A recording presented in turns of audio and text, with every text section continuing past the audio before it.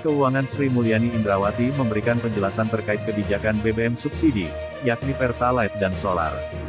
Dilansir dari Kompas.com edisi Rabu tanggal 24 Agustus tahun 2022 dia menyampaikan, ada 3 pilihan terkait penanganan BBM subsidi di tengah lonjakan harga minyak mentah. Menurut Sri Mulyani, ketiganya bukan pilihan yang mudah. Bendahara negara itu menjelaskan, pilihan pertama, yaitu menaikkan anggaran kompensasi dan subsidi energi sehingga semakin membebani APBN. Pilihan kedua, yakni mengendalikan volume Pertalite dan Solar, serta pilihan ketiga, yakni dengan menaikkan harga BBM subsidi. Semua kombinasi di antara ketiga ini, tiga-tiganya sama sekali enggak enak, ujarnya saat ditemui di gedung DPR RI, Selasa lalu. Ia menjelaskan tanpa kenaikan harga Pertalite dan Solar, maka negara harus kembali nombok sebesar 198 triliun untuk anggaran subsidi dan kompensasi energi. Saat ini anggaran subsidi dan kompensasi energi 2022 masih dipatok sebesar 502,4 triliun. Angka itu sudah membengkak 229% atau sebesar 349,9 triliun dari anggaran semula sebesar 152,1 triliun. APBN jelas sekali akan sangat berat karena subsidi BBM itu sudah naik 3 kali lipat, ternyata masih kurang lagi, kata dia. Potensi inflasi naik hingga PHK. Di sisi lain, Partai Buruh bersama elemen Serikat Buruh, Serikat Petani, dan organisasi sipil yang lain menolak keras rencana kenaikan harga BBM subsidi termasuk LPG 3 kg. Menurut Ketua Partai Buruh Said Iqbal, ada beberapa alasan mengapa pihaknya menolak kenaikan BBM. Pertama, kenaikan BBM akan meningkatkan inflasi secara tajam. Bahkan dia memprediksi, inflasi bisa tembus pada angka 6,5%. Hal itu menurutnya akan berdampak kepada daya beli rakyat kecil semakin terpuruk. Khususnya buruh pabrik yang selama 3 tahun tidak naik sudah menyebabkan daya beli turun 30%.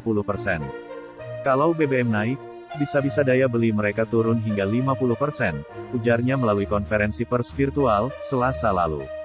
Alasan kedua, tingkat upah di kalangan buruh yang tidak naik juga akan berdampak terhadap banyaknya PHK akibat kenaikan harga barang.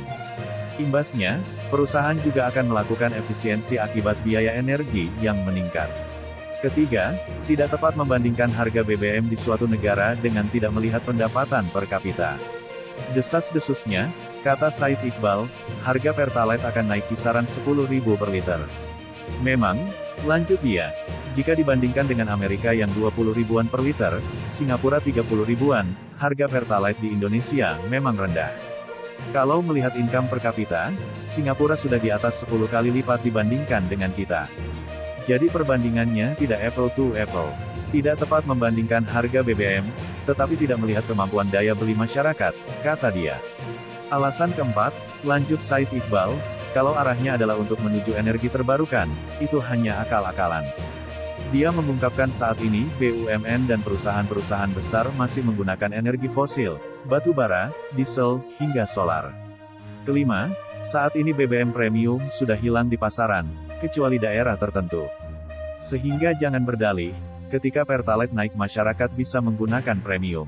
Karena saat ini Pertalite banyak digunakan masyarakat bawah. Setidaknya ada 120 juta pengguna motor di Indonesia, tambahnya. Sebagaimana diketahui, pemerintah telah mengisyaratkan segera diumumkannya kenaikan harga BBM bersubsidi dalam waktu dekat. Hal tersebut disampaikan Menteri Koordinator Kemaritiman dan Investasi, Menko Marves, Luhut Binsar Panjaitan pada pekan lalu. Menurut Luhut, Presiden Joko Widodo kemungkinan akan mengumumkan kenaikan harga BBM subsidi Pertalite dan Solar pada pekan ini. Luhut mengungkapkan, harga BBM subsidi yang saat ini sudah membebani APBN hingga 502 triliun. Ini dikatakannya dalam kuliah umum Universitas Hasanuddin pada Jumat tanggal 19 Agustus tahun 2022.